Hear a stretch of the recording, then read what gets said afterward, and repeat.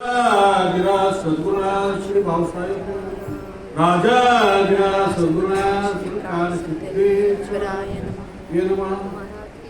ओम नमो ध्यात्या वेद प्रतिपाद्या जय जय सुसमेत्या आत्मरूपा जयांचे केलिया स्मरण सकळ विद्येचे अधिकरण देची बंधू श्रीचरण श्रीगुरूंचे ते नमस्कार मी आता।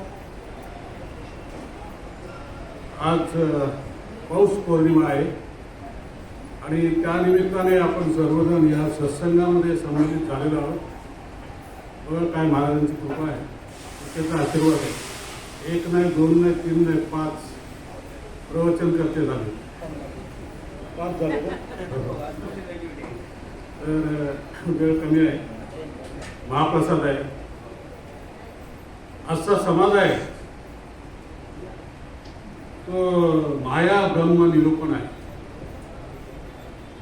वास्तविक ब्रह्मानेच सगळे हे माया निर्माण केलेले आहे। पण तुकाराम महाराज एक छान अभंग म्हणतात, फार सुंदर अभंग आहे। नको नको म्हणा गुंतू माया झाली, सर्वांच्या परिचयाचा आहे। काळ आला जवळी ग्रासावय, काळाची ही उडी पडेल बा जेव्हा, सोडविना तेव्हा माई बा। सोडविना बंधू पाठीची बहीण, शेजीची कामिना दूर राय। सोडविना राजा देशीचा चौधरी, आणिक सोयरी भली भली। तुका म्हणे तुला सोडविना कोणी, एका चक्रपाणी वाचवणी। काय बघा किती सुंदर सांगितलं तुकाराम महाराज। तुम्हाला आम्हाला नव्हे, मनाला उद्देश केलेला की मना ह्या मायाजाळामध्ये गुंतू नकोस, कारण काळाची कधी उडी येईल, काळाच्या जबड्यात कधी जाशील हे काही सांगता येणार नाही। आपण म्हणतो ना, माझा 50वा वाढदिवस झाला, 60वा वाढदिवस झाला, 70वा झाला, काय काय 100वा पण वाढदिवस करतात। झाले किती सांगू शकतो, शिल्लक किती आहे सांगू शकतो? नाही सांगू शकतो, शिल्लक किती आहे नाही सांगू शकतो। करोना काळ सोडविना, मायबाप सुद्धा सोडवायला येत नाही बघा। करोना काळामध्ये थोडं आलं का सोडवायला? आणि ज्याच्यासाठी काम केलं नगरसेवक, आमदार, खासदार, ते सुद्धा आलेले नाही सोडवायला, नाही काय आले का? सोडविना राजा देशीचा चौधरी, तुम्हाला कोण सोडवेल? फक्त हा परमेश्वर तुम्हाला सोडवेल। काल गंभीर साहेबांनी फार सुंदर सांगितलं, याच्यासाठी केला होता आता, असं शेवटचा दिवस गोड व्हावा, ह्याच्यासाठी सगळ्यांनी प्रयत्न करायचा, दुसरं काय नाही। बघा मी सांगतो बघा, काय माहिती आहे, जगामध्ये प्रत्येक माणसाला जे आहे ना, स्वच्छता नाहीच, मन शांती सुख समाधी नाहीच। मग तो अमेरिकेचा प्रेसिडेंट असू द्या, नंतर मुंबईचा चपराशी असू द्या किंवा दारूवाला असू द्या, स्वस्तता नाहीच, मन शांती नाहीच। काय माहिती आहे, माणूस आहे ना, माणूस हा धन भोग आणि मान ह्याच्याच मागे लागले। धन म्हणजे पैसा, भोग म्हणजे सत्ता, आणि मान म्हणजे कीर्ती, आपल्याला काहीतरी कोणीतरी चांगलं म्हटलं पाहिजे ह्याच्या मागे लागलं, पैशाच्या मागे लागलेलं आहे। रात्र दिवस माणूस पैशाच्याच मागे लागला, मला पैसा पाहिजे। बरे पगार असला 10,000 नाही, 20,000 पाहिजे, 25,000 केव्हा होईल त्याची वाट बघत असतो। आरोग्याकडे बघत नाही, कुटुंबाकडे लक्ष देत नाही, सतत पैशाच्याच मागे लागलेला असतो। तर पैसा पण हवाच का? पैशाशिवाय कोण विचारत नाही बरं का। पैसा हा पोटासाठी हवाच। तुकाराम महाराज सुंदर म्हणतात बघा, तुम्हाला पैसा असेल ना तुमच्याकडे तर कोणतरी म्हणेल बस म्हणून, नाहीतर नाही, पैशाशिवाय किंमत नाही। तर मला सुंदर अभंग आहे बघा, धनवंता लागी सर्व मान्यता आहे जगी, माता पिता बंधुजन सर्व मानती वचन। जेव्हा चाले मोठा धंदा तेव्हा बहीण म्हणे दादा, खरंय की नाही? तेव्हा बहीण म्हणे दादा, श्रद्धा शृंगार भूषणे, कांता लव गुरु माने। तुका म्हणे धन भाग्य आज शाश्वत दान। शेवटी तुकाराम महाराजांनी धनाचं काय होतं ते सांगितलं, पण जो पैसेवाला आहे ना त्याला जगामध्ये किंमत आहे बरं का, म्हणून लोक पैशाच्या मागे लागले. आम्ही राजस्थानमध्ये गेलो होतो, नाडोल शहरामध्ये एक गाव आहे सुद्धा. तिथे म्हणजे आपल्याकडची कशी पंगत असते किंवा महाप्रसाद असतो, त्या महाप्रसादाचं पूर्वी पहिलं काय करतात माहिती आहे, ते कोणाला तरी चाकायला देतात. तर तिथे ते पैसेवाले जे आहेत, तो पैसेवाले 4-5 लोकांची कमिटी आहे की ते करोडपती आहेत, त्यांना पहिलं चाकायला देतात. खारट असलं समजा तर ते म्हणाले तर चांगलं आहे तर चांगलंच आहे. म्हणजे बघा त्यांचंच मान्यता आहे जगामध्ये, पैसेवालेचंच मान्यता आहे. माता पिता बंधू जनक सर्व मानिती वचन. ते पैसा जर नसेल ना, आईवडील सुद्धा विचारत नाही. जेव्हा चाले मोठा धंदा तेव्हा बहीण म्हणे दादा.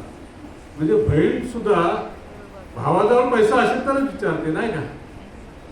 आणि पत्नीला जर दागिने हवे असतील तरीच नवऱ्याच्या पाया पडते. तुका म्हणे धन भाग्य अशाश्वत, धनाचं काही भरोसा अशाश्वत आहे.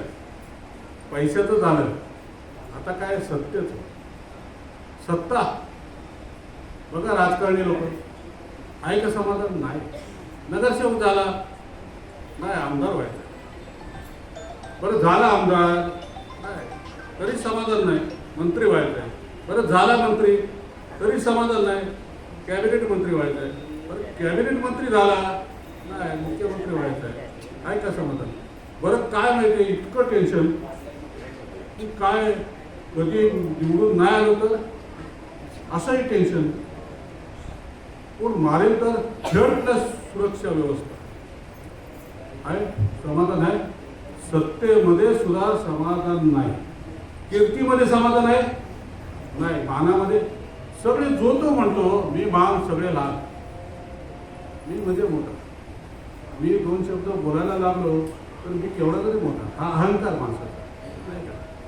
कीर्तीमध्ये समाधान नाही बरं का. मी तुम्हाला राजस्थानाची गोष्ट सांगतो. हा राजस्थानला बघा एक काळ होता त्याचा, प्रसिद्ध अभिनेता, इतका अभिनेता की इतकं त्याचं म्हणजे दिसायला चांगलं सौंदर्यवान होता. हजारो म्हणजे मागे लागलेले त्याच्यात. एकदा काय झालं, त्याची कलकत्त्याला शूटिंग होती आणि ते हावडा ब्रिज आहे ना, हावडा ब्रिज, त्याच्या खाली होळीमध्ये एक गाणं होतं आशा पारेख बरोबर. आता जे जुन्या माणसांना जे माहिती आहे, तिकडच्या एसपीने सुप्रिटेंडंट पोलीस त्याने परमिशन दिली नाही. का परमिशन नाही दिली, की म्हणे इतकी माणसं येतील की तो हावडा ब्रिज आहे ना पडेल, म्हणून परमिशन दिली नाही, परवानगी नाही दिली. म्हणजे किती प्रसिद्ध असेल ती बघा. काय झालं शेवटी राजस्थानाचं माहिती आहे का तुम्हाला. कुटुंबापासून अलिप्त झाला, बायकोपासून विवाद झाला, मुली येण्याशा झाल्या, एकटाच राहिला, नोकराबरोबर दारू प्यायला.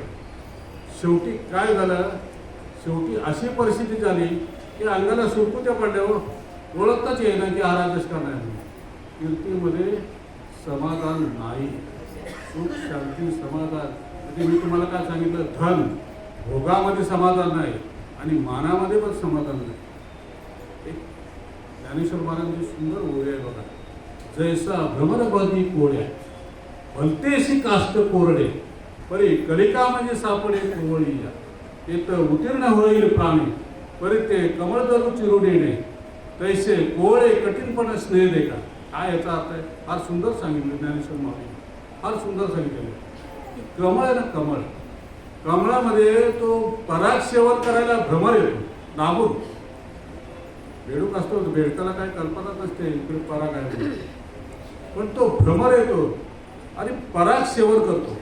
त्या पराग सेवनामध्ये तो इतका मग्न होऊन जातो, गुंग होऊन जातो की संध्याकाळ कधी झाली त्याला समजतच नाही आणि त्या पाकळ्या आहेत ना मिटून जातात. वास्तविक भ्रमराची कॅपॅसिटी आहे की त्याला त्या लाकडाला होल पाडण्याची किंवा छिद्र पाडण्याची त्याच्यामध्ये क्षमता आहे, परंतु ती क्षमता तो पाकळ्या बंद झाल्यानंतर प्रेमाने मग्न होतो आणि तो भेदू शकत नाही आणि त्याच्यातच गुदमरून मग. मला सांगायचं इतकंच आहे की ही जी माया आहे ना, माया, आपण सुद्धा असंच आपलं जीवन आहे. आपण सुद्धा आपल्या आयुष्याची कधी संध्याकाळ होते आपल्याला कळत देखील नाही हो. आपल्या आयुष्याची संध्याकाळ कधी झालेली आहे हेही कळत नाही. आणि असंच आपण कधी नाही कधी निघून जातो. राम बोलो भाई राम बोलो असतं की नाही मला सांगा. राम बोलो भाई राम बोलो. बघा रामाचं केवढं महत्व आहे. तुका म्हणे राम एक विसरत असतात. राम बोलो भाई राम बोलो. तर आता वेळ फार झालाय. महाप्रसाद आहे. एक छोटीशी गोष्ट सांगतो, आठवली म्हणून सांगतो. एक छोटीशी गोष्ट. एक ग्रामीण भागामधला राहणारा होता. जुनी 11वी केलेली होती. आई वडील नव्हते आणि शहरामध्ये आला आणि इकडे भिडेली चाळीमध्ये बघा पूर्वी एका गावातले असायचे 8-10 लोक राहायचे. सगळ्यांना माहिती आहे. भिडेली चाळी दोर पडेल इकडे गावातले लोक 10 ठिकाणी खानावळ लावायचे. सगळ्यांना माहिती. खानावळ लावायचे आणि डबा आणून तिथे खायचे. तसं तो आला तो ग्रामीण भागातून आणि तिथे राहू लागला. नंतर थोडंसं कामाला लागला चांगला. रूम घेतली भाड्याची. रूम घेतल्याच्यानंतर एक मुलगी मिळाली ओळखीने आपल्या सोयऱ्यांच्या परिचयाने आणि त्याचं लग्न झालं. पत्नी मिळाली ती सर्व्हिसवाली होती. चांगली सर्व्हिसवाली. मग भाड्याच्या रूममध्ये राहायला लागले. आता दोघेही काम करणारे नंतर म्हणाले फ्लॅट घेऊ म्हणून एकाच्या फ्लॅटमध्ये म्हणजे एकाचा पगार फ्लॅटच्या 2 मध्ये जाईल. आपण घेऊ शकतो. दोघांनी ठरवलं आणि एक फ्लॅट घेतला 1 BHK मध्ये.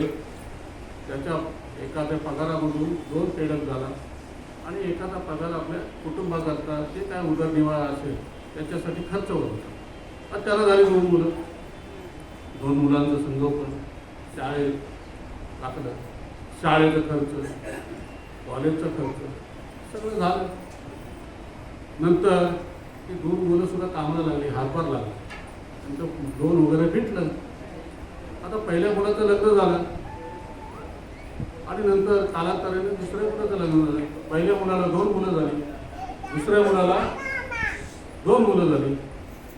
आता किती झाले तुम्ही हिशोब करा किती झाले. 4 × 4 = 8 आणि 2 1 BHKचा फ्लॅट आहे. जागा होईल काय हो? नाही होत. मग आता कोणाला घरातून बाहेर काढायचं मला सांगा तुम्ही. ज्यांनी फ्लॅट घेतलाय त्याला बाहेर काढायचं. असंच एकदा मुलगा म्हणाला की बाबा आपल्या गावाला घर आहे तर आपण डागडुगी करू. आईने बाबा तुम्ही गावाला जा राहायला नाही का. घरी म्हणजे ही जी कथा आहे सगळ्यांसाठी आहे. ही मी सांगतो ही कथा जी सांगितलेली आहे आयुष्यातली फार मोठी कथा आहे. माणसाच्या आयुष्यामध्ये असंच घडत असतं आणि आपण परमार्थ वगैरे काय करत नाही. ह्या मायाजाळ माझा मुलगा, माझी सून, माझी नातवंड हे सगळं आपण मायाजाळमध्ये गुरफटतो. म्हणून तुकाराम महाराज म्हणतात ना नको नको मना गुंतू मायाजाळी. हा म्हणजे माया जो आजचा समाज आहे त्या मायेमध्ये आपण गुरफटलो आहोत आणि या मायेचा त्याग करायचा. त्याग कसा करता येईल आपल्याला. आपल्या बापांनी सांगितलेलं आहे, महाराजांनी सांगितलं की मायेचा जर त्याग करायचा असेल तर त्याला जवळ करायला पाहिजे.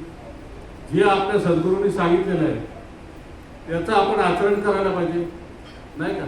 असंच नाही तुम्हाला करता येणार परमार्थ. गुरुमुखातून जे आपल्याला जे काय बोध केलेलं आहे त्याचं आपल्याला आचरण करायला पाहिजे, त्याचा अभ्यास करायला पाहिजे. तरच या मायाजाळापासून आपण मुक्त होऊ आणि तुम्हाला या नवीन वर्षामध्ये सर्वांना सुख, शांती, समाधान, ऐश्वर्य, आरोग्य आणि आनंद लाभावं ही सद्गुरू चरणी प्रार्थना. राजाधिराज सद्गुरुनाथ सिद्धरामेश्वराय नमः. राजाधिराज सद्गुरुनाथ श्री भाऊराजाय नमः.